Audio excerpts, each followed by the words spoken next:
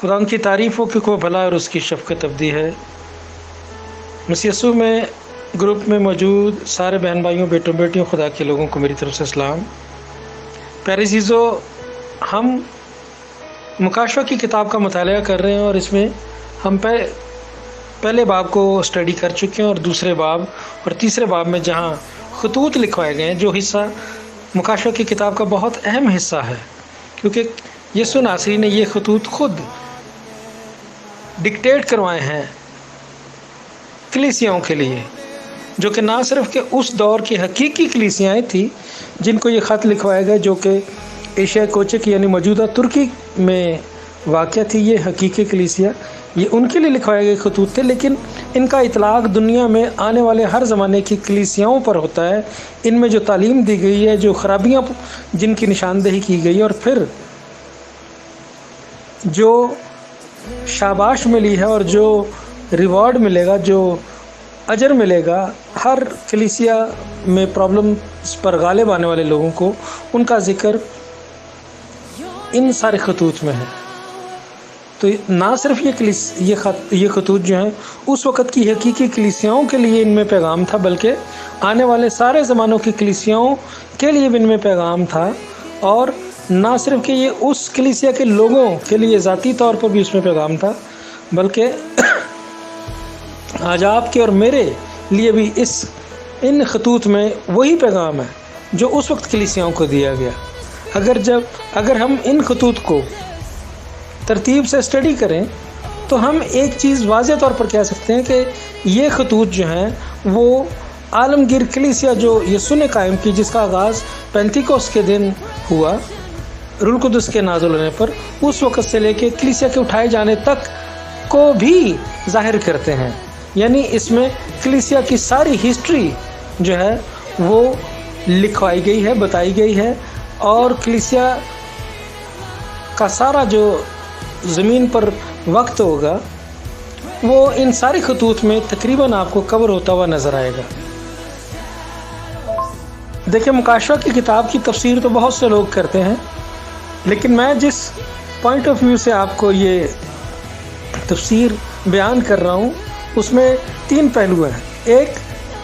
ان خطوط کا جو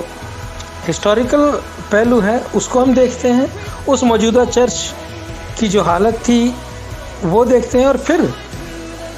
آنے والے زمانوں میں کلیسیاؤں پر ان خطوط کا کیسے اطلاق ہوتا ہے وہ بھی ہم دیکھ رہے ہیں، کیونکہ ہسٹری میں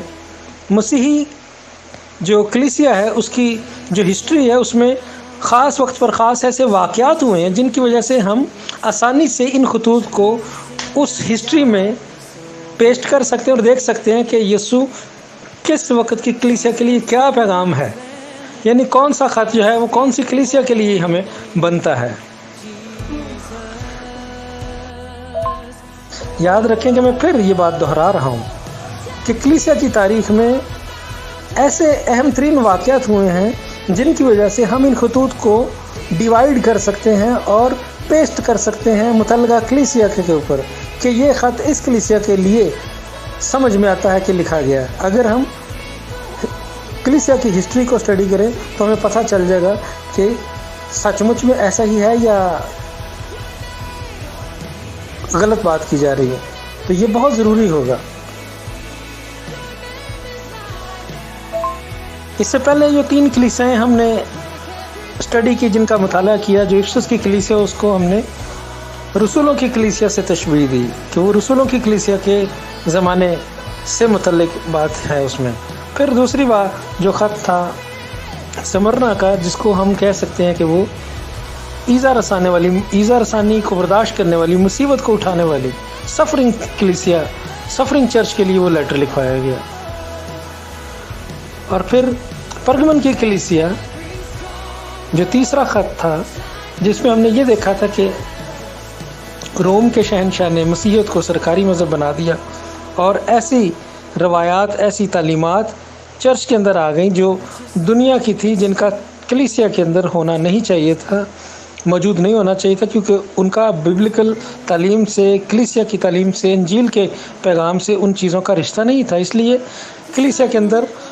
باہر کی دنیا سے چیزیں آ گئی، اس لیے ہم اس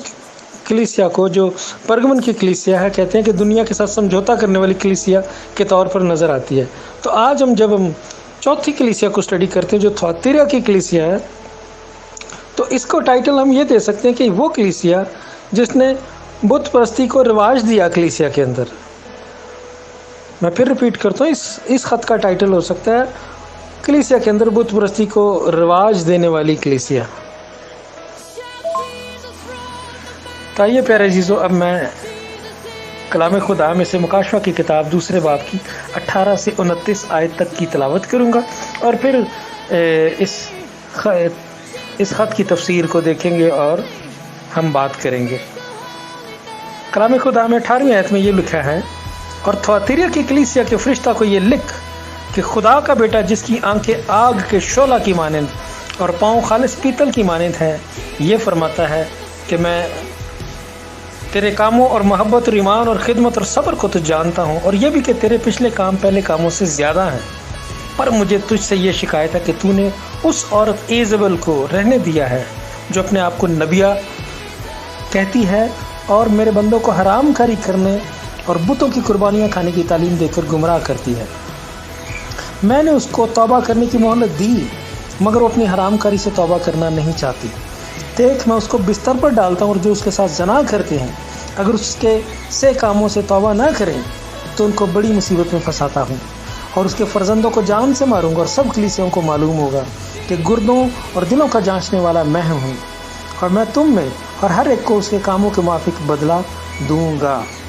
मगर तुम थुआतीरा के बाकी लोगों से जो उस तालीम को नहीं मानते और उन बातों से जिन्हें लोग शैतान की गहरी बातें कहते हैं नावाकिफ़ हो, ये कहता हूँ कि तुम पर और बोझ ना डालूंगा। अलबत्ता जो तुम्हारे पास है मेरे आने तक उसको थामे रहो। जो गालिब आए और मेरे कामों के मुआफिक आखिर तक अमल करे, मैं उसे कौमों पर अख्तियार दूंगा, और वो लोहे के एहसास से उन पर हुकूमत करेगा, जिस तरह के कुम्हार के बर्तन चिकना चूर हो जाते हैं। चुनाचे मैंने भी ऐसा अख्तियार अपने बाप से पाया है, और मैं उसे सुबह का सितारा दूंगा। जिसके कान हो वो सुने कि रूह कलीसियाओं से क्या फरमाता है। आमीन,